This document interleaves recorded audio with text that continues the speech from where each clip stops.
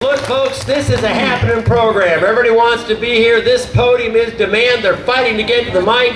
We're going to make a quick addition to the program here because we have some special announcements of hopefully some bills that are of interest to us. Senator Brian Taylor from Prattville is going to give you some announcements that hopefully you're going to like.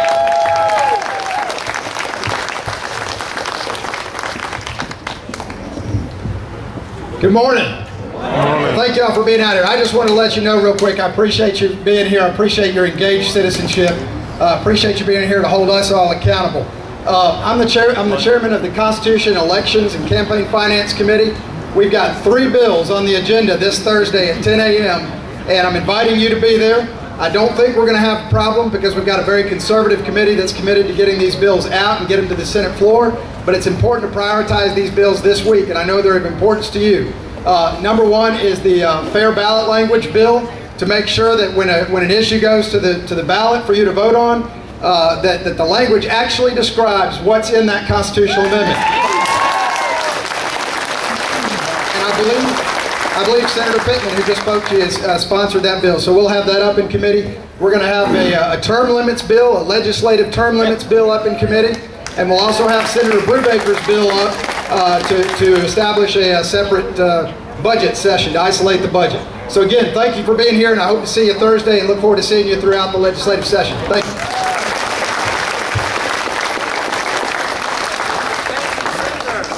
All right, we got them lining up everywhere, and my mic has died. There it is.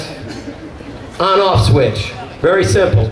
All right, next up, an issue that is dear to everybody here. We have Representative Mike Jones from Covington County. He's going to talk about his firearms bill. Oh, and a quick announcement.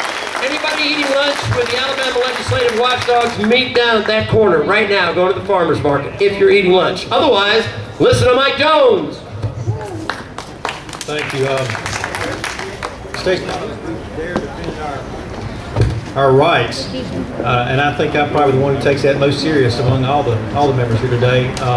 The bill that I filed is HB 8. It's a constitutional amendment, and one thing I want to emphasize before I tell you what it's about, this is a piece of legislation that we can only carry the ball halfway. If we carry this bill through the House and the Senate, it's not law until it's voted on by the people. It takes your vote. If we carry it halfway, you have to carry it to get the touchdown. So we need your help once this comes out of the House and Senate. HB 8 says this. I'm going to read it because it's short. And one of the things I tried to do when we were modifying or amending the Constitution was to sort of mimic what our forefathers did. Keep it simple. It says this. Every citizen has a fundamental right to bear arms in defense of himself or herself and the state. Any restriction on this right shall be subject to strict scrutiny. For those of you who don't know, strict scrutiny is the highest level of review for the appellate courts. It's extremely difficult to get something through the courts with strict scrutiny. That's by design. We want it to be difficult. We don't want restrictions on our right to bear arms. All right. And then we've added this section as well. No citizen shall be compelled by any international treaty or law to take an action that prohibits, limits, or otherwise interferes with his or her fundamental right to keep and bear arms in defense of himself or herself and the state. And that's it. That's the bill.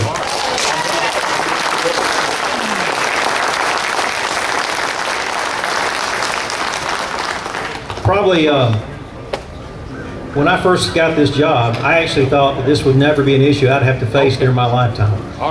If you're like me and you've been watching things that are going on these days, I'm convinced we're not only going to face it during our lifetime, we're fixing to face it within the next 4 years. That's why this is extremely important. The timing of this is extremely important. We have to pass this now. This will come up on the November 2014 ballot for your vote if we get it through the House and Senate. And so we have no time to waste. Thank you for your support on this bill. Thank you for your vote in November of 2014. Thank you. All right, thank you, Mike. Make sure you support these legislators that are stepping out for us. Give them their support. Now, staying with the Second Amendment theme, we have another special message from Representative Kurt Wallace from Maplesville, and his posse are coming up front. Thank you, I appreciate it. Well, my posse's not here. Come on here. Yeah, they didn't know they were posse. You know, a group of us this year, the speaker selected to be a part of the Alabama Rights and Family Values Commission. We traveled the state, and we met with many of you Tea Party groups. And we come here today to tell you that we heard what you said. And you're going to see a lot of bills on our calendar this year that are going to reflect those values that you espoused to us. And we're here to tell you that one of the keynotes, again, was Second Amendment rights. Now, our Second Amendment right guarantees us the right to protect our families and our homes. And it doesn't allow for the federal government to step in and impede those rights. So I want you to know that, again, I just want to echo everything that's been said here today. We're going to fight for that. We're going to stand up for it, and we're going to support it any way we can. And you guys feel free to contact us on the issues that you have concerns about. We appreciate everything we hear from you, and we appreciate you taking the time out of your busy day today to come out and join with us. Thank you for allowing us to be here today. All right, thank you. I know the red shirts are all happy about that. And we have one more legislator who's made it out, and I know you all want to hear from Senator Scott Beeson from Gardendale.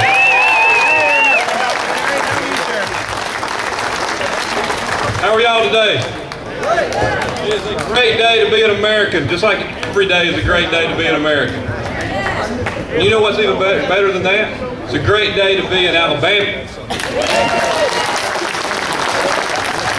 You know, if you didn't know it, I ran for Congress unsuccessfully last year, and people ask me how I feel about that. I tell them, Washington is probably gone. The only chance to save the Republic will be in the states. Yep.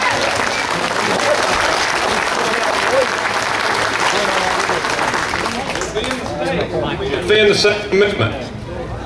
It'll be in the states that we defend you from unreasonable search and seizure, constantly being monitored so that the federal government knows everything you do. It'll be in the states where those changes are made.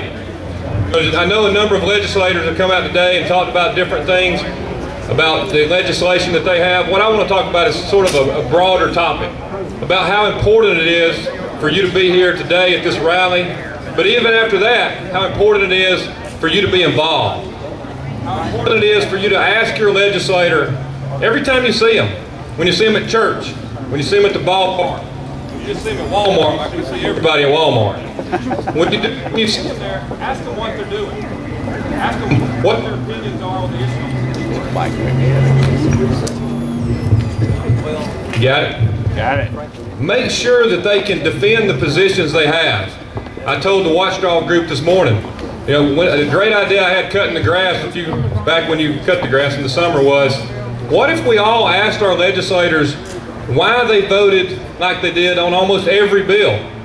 Get those bills out after we pass them, turn to page 5 or 7 or 28, and when you see your legislator, ask him, why were you for this on page 28? And you think that's kind of dumb, Scott. Why are you saying that? It causes legislators to do two things, very novel things. One is actually read the bills,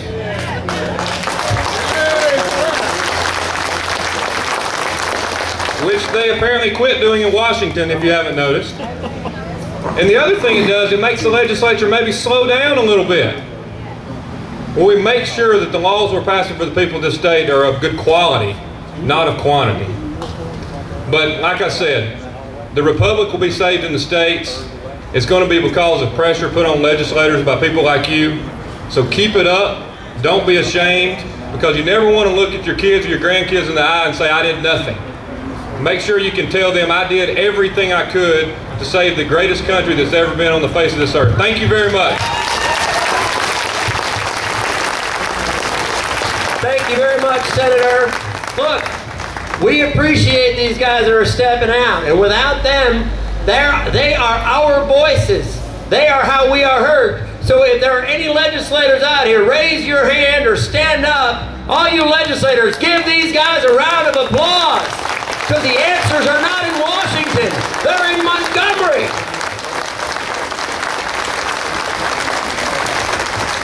And now for a brief interlude to give you a little bit of break, because we were getting a little bit too hot there, a little worked up. Give you a little break. On a return engagement, I'm going to ask Cindy Garmin to come back up and sing God Bless America.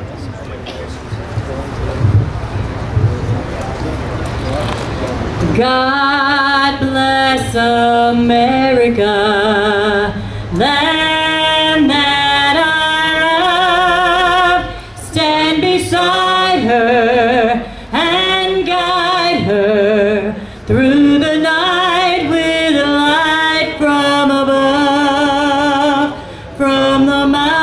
mountains, to the prairies, to the oceans, wide with foam. God bless America, my home, sweet home.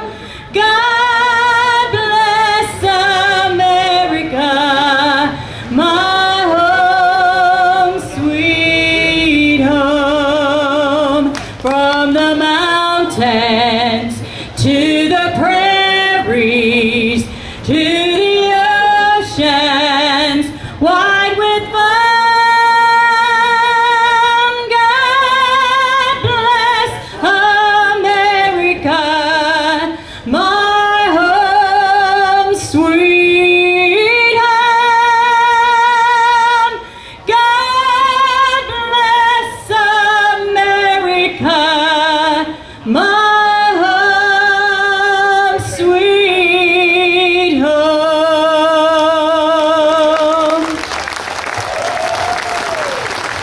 All right, thank you. And check our websites for dates where you can hear her singing again. Any Tea Party rally in South Alabama.